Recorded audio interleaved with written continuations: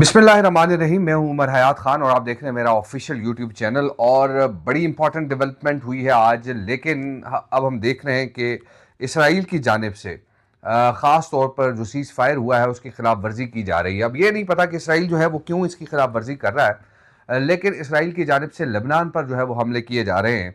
अगरचे इसराइल और अमेरिका की जानिब से जो सीज़ फायर ईरान के हवाले से है उस पर तो अमल दरामद किया जा रहा है, लेकिन इसराइल जो है वो इस वक्त लबनान में बड़े पैमाने पर हमले कर रहा है, जिसकी वजह से यकीनी तौर पर वज़ीर-ए-आज़म शहबाज शरीफ ने अब से कुछ देर पहले ट्वीट किया है और उन्होंने कहा कि सीज़ फायर की जो खिलाफ वर्जी हो रही है वो दुरुस्त अमल नहीं है।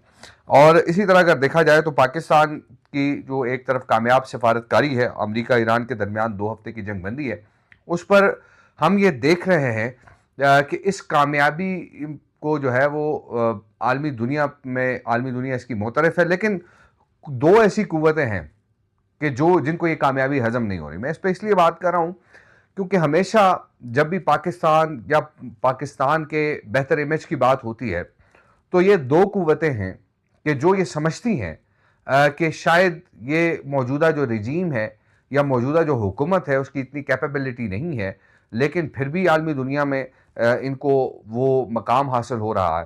तो उन 2 कुव्वतों का मैं नाम लूँगा, आपको बताऊँगा कि वो दो ऐसी कुव्वतें कौन-सी हैं।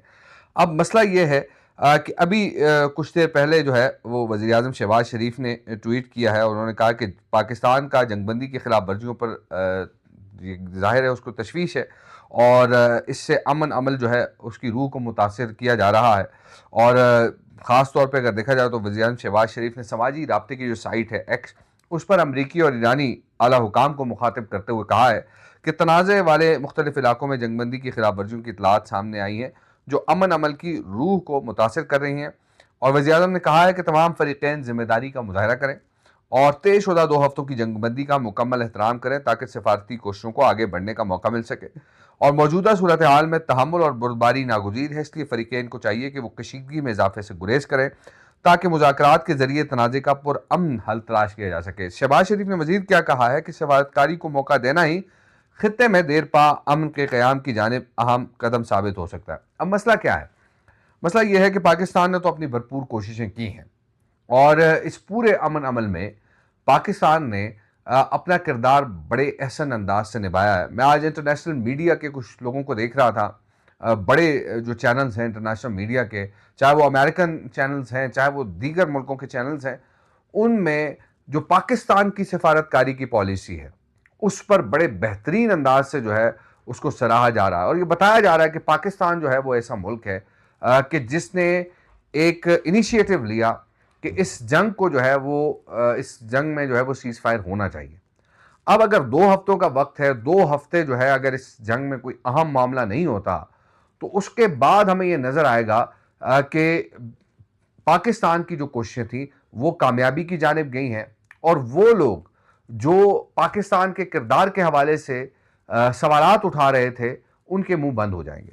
अब मामला ये भी है कि आज जो जंगबंदी हुई है उसके बाद हमने देखा कि स्ट्रेट ऑफ हॉर्मज़ यानी आबनाए हॉर्मज़ से जहाज़ भी आने शुरू हो गए हैं, तेल बरदार जहाज़ और दीगर जो जहाज़ हैं वो भी आने शुरू हो चुके हैं। तो ये यकीनी तौर पर इसको एक बड़ी कामयाबी गर्दाना जा रहा है और इस बड़ी कामयाबी के पीछे यकीनी तौर पर पाकिस्तान की मजबूत मरबूत जामे जो सफारतकारी है वो एक बेहतरीन अंदाज से चली। और उसी अंदाज से हमने देखा कि गुज़िश्ता रात जब शहबाज शरीफ ने ट्वीट किया और उस ट्वीट के बाद जो डोनाल्ड ट्रंप है अमेरिकी सदर, उन्होंने शहबाज शरीफ के ट्वीट को जो है रीट्वीट भी किया और फिर उसके बाद उन्होंने ये भी उस ट्वीट को कोट करते हुए उन्होंने वज़ीर-ए-आज़म शहबाज शरीफ और पाकिस्तान की जो अफ़वाज के जो CDF हैं उनका भी शुक्रिया अदा किया कि उनकी वजह से ये मामला हुआ है।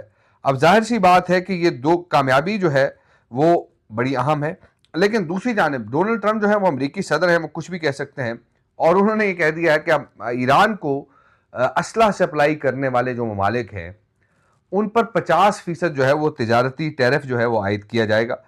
अब मामला ये है कि 50% टैरिफ जो है वो उन ममालिक पर कहा जा रहा है। अब जाहिर है डोनाल्ड ट्रंप जो कहना चाह रहे हैं सारी दुनिया जानती है कि वो किसके बारे में कह रहे हैं।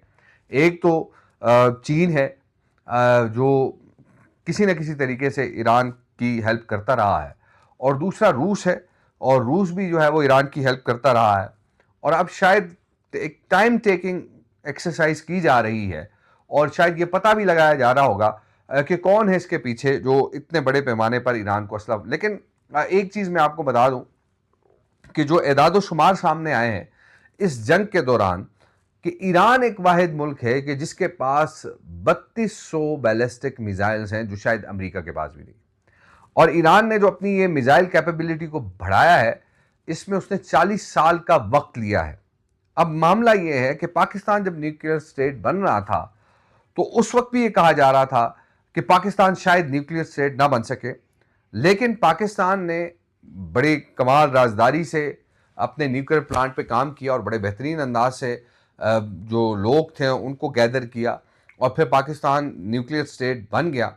और जाहिर सी बात है, पाकिस्तान की जो न्यूक्लियर कैपेबिलिटी है वो तो यानी 80s में ही पाकिस्तान जो है वो इस काबिल हो चुका था कि पाकिस्तान न्यूक्लियर टेस्ट करे।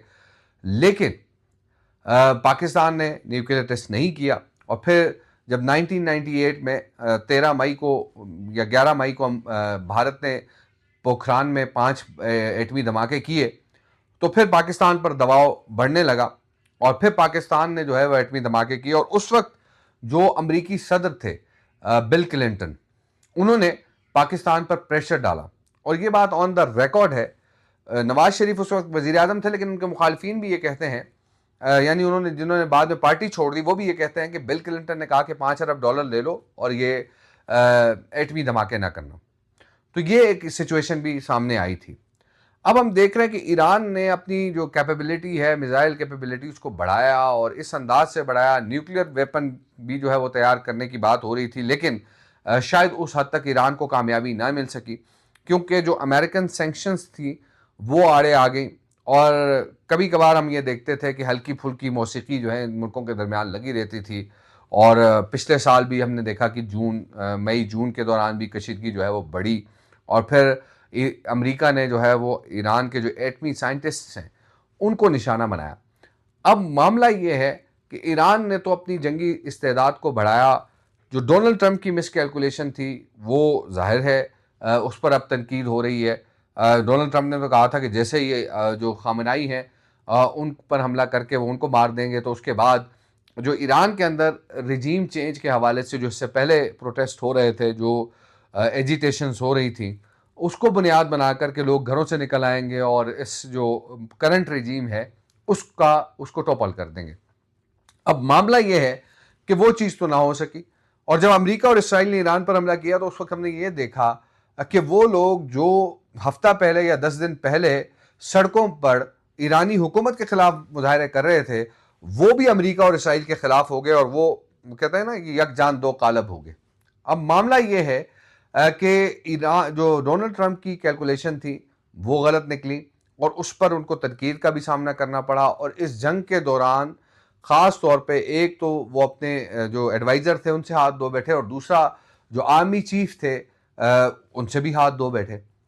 जाहिर है कि ट्रंप के हवाले से ये कहा जा रहा था कि इसराइल की जानिब से एपिसियन फाइल के ज़रिए जो है उनकी जो वीडियोज़ हैं उनके ज़रिए इनको ब्लैकमेल किया गया, और फिर इसराइल ने दबाव डाला, और फिर अमेरिका इस बात पर तैयार हुआ कि अमेरिका ईरान पर हमला करे। लेकिन उससे कबल जो डिफेंस एनालिस्ट्स हैं वो ये कह रहे थे कि शायद अमेरिका इस इंतज़ार में है कि ईरान को पहले हमले के लिए कहे और इसराइल हमला करे ईरान पर। लेकिन इसी वजह से जो एपिस्टियन फाइल्स का जो सीन निकला, तो उसके बाद ये देखा गया कि अमेरिका जो है वो इस पर तैयार हुआ। अब ये डिसीजन जो है वो क्या अमेरिकन गवर्नमेंट का या अमेरिकन आर्मी का था? मैं आपको ये बता दूं कि अमेरिकन गवर्नमेंट और अमेरिकन आर्मी का ये डिसीजन नहीं था, बल्कि ये सोली जो है वो डोनाल्ड ट्रंप का डिसीजन था, और डोनाल्ड ट्रंप जो है उन्होंने ये ऑर्डर्स दिए कि ये हमला किया जाए। अब जाहिर सी बात है कि कुछ ममालिक ने कोशिशें की, पाकिस्तान ने जो है वो कतर को इनवाइट किया, पाकिस्तान ने जो है वो तुर्की को बुलाया, इसी तरह दीगर ममालिक के लोगों के साथ भी पाकिस्तान ने बातचीत की। और हमारे डिप्टी प्राइम मिनिस्टर इसहाक डार, जो कि वज़ीर ख़ारजा का कलमदान भी रखते हैं, उन्होंने भी अपने हम मनसबों से बातें वगैरह की और फिर बातचीत और गुफ्तगू के दौरान बात यही होती थी कि किस तरह एक अमन जो है वो यहाँ पे हो। अब मामला ये है कि आज पाकिस्तान को, यानी गुज़िश्ता रात से लेकर अब तक पाकिस्तान को जो कामयाबी मिली है, यकीन करें कि बीइंग अ पाकिस्तानी जो है वो हम इस पर फ़ख्र भी करते हैं, क्योंकि ईरान में जो लोग क्या मर रहे थे इस जंग में, तो वो ज़ाहिर सी बात है कि वो मामला मज़ीद ख़राब हो रहा था। फिर ईरान क्या कर रहा था कि ईरान जो है वो सऊदी अरब पे हमला कर रहा था, मुत्तहिदा अरब इमारात पे हमला कर रहा था। तो ऐसे लोगों पर जब हमला होता है तो डेफिनेटली क्योंकि पाकिस्तान जो है वो सऊदी अरब का स्ट्रेटेजिक अलाय, अभी हाल ही में एक डील हुई थी तो उसके तहत पाकिस्तान स्ट्रेटेजिक अलाय था। तो अब पाकिस्तान पे भी प्रेशर बढ़ रहा था और पाकिस्तान के अंदर एक मखसूस तबका वो ये सोच रखता था कि जैसे ही ईरान सऊदी अरब पर हमला करेगा तो पाकिस्तान इस जंग में कूद पड़ेगा और फिर उनको एक मौका मिल जाएगा कि देखें जी ये पराई जंग में कूद गए हैं और पहले भी हम पराई जंग में कूदे थे। तो फिर वो एक शायर ने एक शेर कहा था कि लुब्बे लुबाब है ये कराए की जंग का, हम तुम तो पुतलियां हैं तमाशा किसी का है, लेकिन ऐसा हरगिज़ नहीं हुआ। अल्लाह ताला ने पाकिस्तान को इससे महफूज रखा। और दूसरा मैं आपको वो डील भी बता देता हूँ, वो स्ट्रेटेजिक डील जो है वो इस हवाले से नहीं है कि सऊदी अरब पे हमला। वो स्ट्रेटेजिक डील जो है वो स्पेशली हरमैन शरीफैन के हवाले से। अब हरमैन शरीफैन क्या है? मक्का और मदीना है। और अब जो ये लोग यार लोग जो है, जो अफगानिस्तान की जंग में तालिबान के साथ थे, जो इंडिया पाकिस्तान की जंग में ये चाहते थे कि पाकिस्तान को डिफीट हो या शिकस्त हो, और इस जंग में ये चाहते थे कि पाकिस्तान इस जंग में कूद जाए, लेकिन उनको भी मुंह की खानी पड़ी। मैंने आपको बताया था कि दो लोगों को बड़ी तकलीफ हुई है।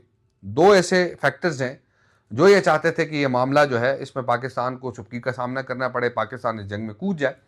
एक तो इंडिया था और दूसरा पाकिस्तान में रहने वाले वो लोग जो हमेशा पाकिस्तान के खिलाफ फॉल्स नैरेटिव रखते हैं, या वो बाहर बैठे हुए हैं, वो नैरेटिव जो है वो बिल्ड करते हैं, और पाकिस्तान में कुछ लोग जो नासमझी में उस नैरेटिव को लेके आगे बढ़ते हैं सोशल मीडिया पे ख़ास तौर पे।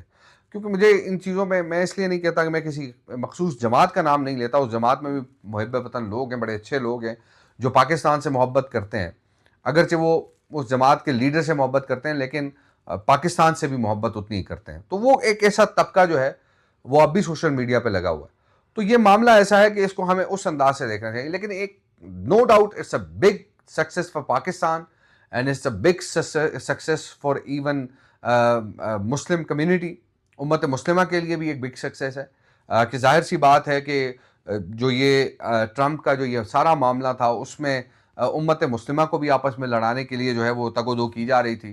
तो अब ये तमाम चीज़ें 2 हफ्तों के लिए रुक गई हैं और ये कहा जा रहा है कि ये ऐसी संजीदा कोशिश हुई है कि इसके बाद शायद जंग ना हो। लेकिन अब भी हम देख रहे हैं कि इसराइल जो है वो लेबनान पर जो है वो अटैक्स कर रहा है। और इस हवाले से अभी मैंने आपको बताया भी कि शहबाज शरीफ ने ट्वीट किया है, और शायद शहबाज शरीफ का ट्वीट जो डोनाल्ड ट्रंप हैं अमरीकी सदर, उन तक पहुंच जाए और वो इस चीज़ को देखें कि क्या हो रहा है, और वो शायद इसराइल को इस चीज़ से रोक दे।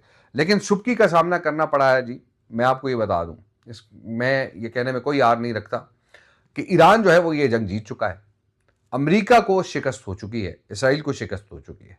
ये मैं आपको बता रहा हूं, क्योंकि ईरान ने जिस तरीके से, जिस अंदाज से जो स्ट्रेटजी अपनाई है, वो स्ट्रेटजी बेहतरीन स्ट्रेटजी थी। और अल्लाह ताला ने जिस तरह इंडिया ने मिसकैलकुलेशन की थी और पाकिस्तान को अल्लाह ने सुरखरू किया था, इसी तरह जो है वो ईरान को भी सुरखरू किया।